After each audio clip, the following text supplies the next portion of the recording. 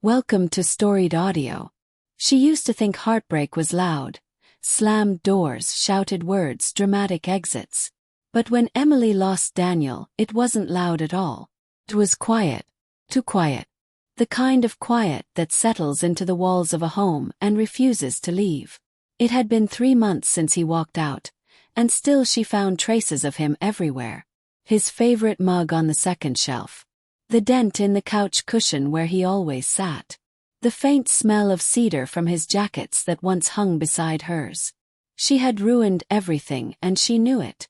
It didn't happen all at once.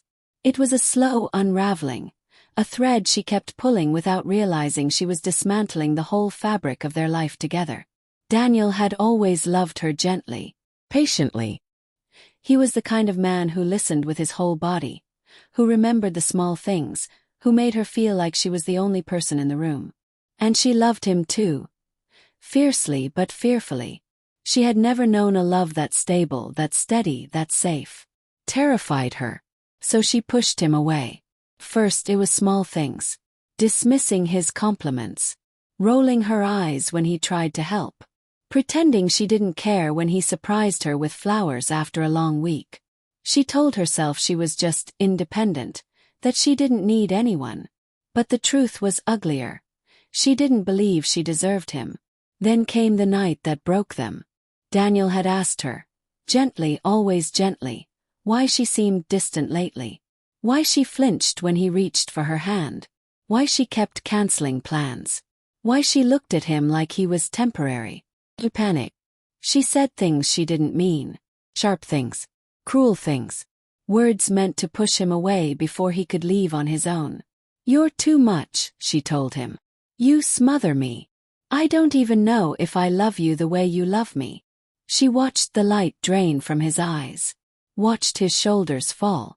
Watched the man who had always been her safe place suddenly look like a stranger. He didn't yell. He didn't argue. He just nodded, walked into the bedroom and packed a bag. When he left, he closed the door softly. The quietest goodbye she had ever heard. And that was the moment she broke. Because the second the door clicked shut, she realized the truth. She loved him more than she had ever loved anyone.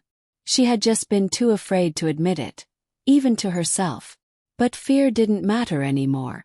The damage was done. For weeks she tried to reach out. Texts he didn't answer. Calls he didn't return. Voicemails she regretted the moment she sent them. She even drove to his apartment once, but she couldn't bring herself to knock. She didn't deserve to, so she lived with the silence. Until the day she saw him again. It was raining, the kind of cold, steady rain that soaked through clothes and bones. She was leaving the grocery store when she spotted him across the parking lot, loading bags into his car. He looked different. Not drastically, just quieter. Like someone who had learned to carry his hurt alone.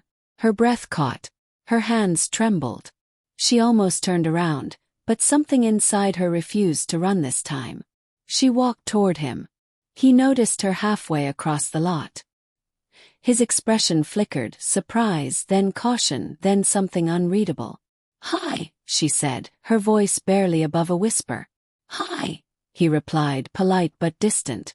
The distance hurt more than anger ever could. "I've been wanting to talk to you," she said, rain dripping from her hair, her jacket, her eyelashes. "But I didn't want to make things worse." He closed the trunk slowly. "Emily, I don't know what you want me to say." "I know," she whispered. "I know I hurt you. I know I pushed you away. I know I said things that weren't true." He looked down at the wet pavement. "Then why did you say them?" She swallowed hard. "Because I was scared. Because you loved me in a way I didn't think I deserved. Because I thought if I pushed you away first, it wouldn't hurt as much when you eventually realized I wasn't enough." His jaw tightened.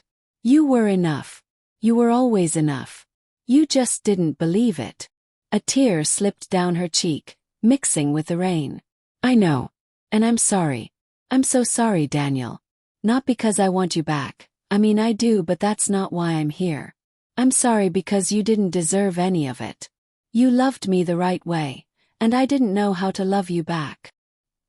He exhaled slowly, like he'd been holding that breath for months. I loved you, he said quietly. I still do in some ways. But I don't know if I can go through that again. She nodded, wiping her face. I'm not asking you to. I just needed you to know the truth. Even if nothing changes. For a long moment, neither of them spoke. The rain softened around them, turning into a mist. Then Daniel stepped closer, not touching her, but close enough that she could feel the warmth of him. I don't know what the future looks like, he said. But I don't hate you. Her breath hitched. What does that mean? It means... He hesitated, searching for the right words. It means maybe, someday when we're both ready we can talk again. Really talk. Not today. Not tomorrow. But someday. A small, trembling smile broke across her face. I'd like that. He nodded once, gently. Take care of yourself, Emily. You too, she whispered. He got into his car. She watched him drive away. But this time the door didn't close like an ending. Felt like a pause. Breath. Possibility. And for the first time in months, she let herself hope. Subscribe to the channel for more audio stories.